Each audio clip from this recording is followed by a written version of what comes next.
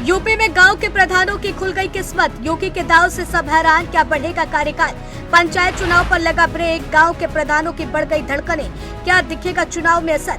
विधानसभा चुनाव से पहले उलझा सियासी गणित, मजबूत होंगे प्रधान, विपक्ष भी लगाने लगा हिसाब। आरक्षण रिपोर्ट में देरी, पंचायत चुनाव दूर, क्या हजारों प्रधानों को मिलने जा रहा है एक और मौका। ये सवाल इसलिए क्योंकि सियासत की सबसे मजबूत जड़ गांव में होती है और जो गांव जीत लेता है उसके लिए सत्ता की राह आसान हो जाती है। शायद यही वजह है कि इस समय उत्तर प्रदेश के लाखों ग्राम प्रधानों के बीच एक खबर सबसे ज्यादा चर्चा में है। चौपालों पर इसी की बात हो रही है, ब्लॉक मुख्यालयों में इसी की चर्चा है और राजनीतिक गलियारों में भी इसी को लेकर के तरह तरह के कयास लगाए जा रहे हैं। सवाल सिर्फ इतना है कि ग्राम प्रधानों को एक बार फिर राहत मिलने वाली है क्या। जिन प्रधानों का कार्यकाल खत्म हो चुका है वे अभी और लंबे समय तक गांव की बागडोर संभालते रहेंगे। क्या विधानसभा चुनाव से पहले यह फैसला गांव की राजनीति का पूरा समीकरण बदल सकता है।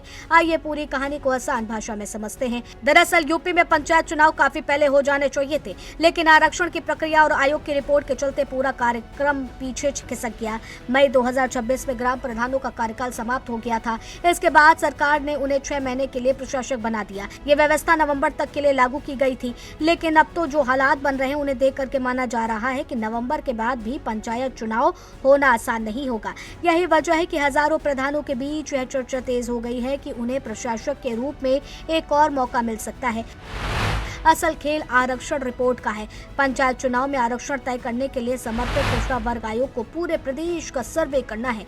आयोग को 75 जिलों में जाकर सामाजिक और राजनीतिक स्थिति का अध्ययन करना है, लेकिन अभी तक बहुत कम जिलों का काम पूरा हो पाया है। बड़ी संख्या में जिले अभी भी सर्वे की प्रक्रिया में हैं। ऐसे आयोग को अंतिम रिपोर्ट नवंबर या दिसंबर से पहले आने की संभावना कम मानी जा रही है। जब तक रिपोर्ट नहीं आएगी तब तक आरक्षण की तस्वीर साफ नहीं होगी और जब तक आरक्षण नहीं होगा तब तक पंचायत चुनाव का रास्ता भी साफ नहीं होगा।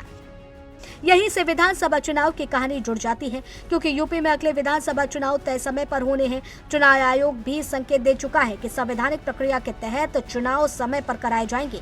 मतलब साल के आखिर में चुनावी माहौल पूरी तरह गर्मा जाएगा। आचार संहिता से लेकर चुनावी तैयारियों तक पूरा सरकारी तंत्र विधानसभा चुनाव में व्यस्त हो जाएगा। ऐसे में पंचायत चुनाव का कार्यक्रम और आगे खिसक सकता है। राजनीतिक जानकारों का मानना है कि अगर यही स्थिति बनी रही तो पंचायत चुनाव विधानसभा चुनाव के बाद ही कराए जाएंगे। अब इस पूरे घटनाक्रम को राजनीतिक नजरिए से भी देखा जा रहा है, क्योंकि यूपी में ग्राम प्रधान सिर्फ स्थानीय प्रतिनिधि नहीं होते, बल्कि गांव के सामाजिक और राजनीतिक धुरी भी माने जाते हैं। उनके पास स्थानीय स्तर पर प्रभाव, संपर्क और जनाधार होता है। ऐसे में अगर वर्तमान प्रधान प्रशासक के रूप में बने रहते हैं तो गाँव में उनका प्रभाव भी बना रहेगा।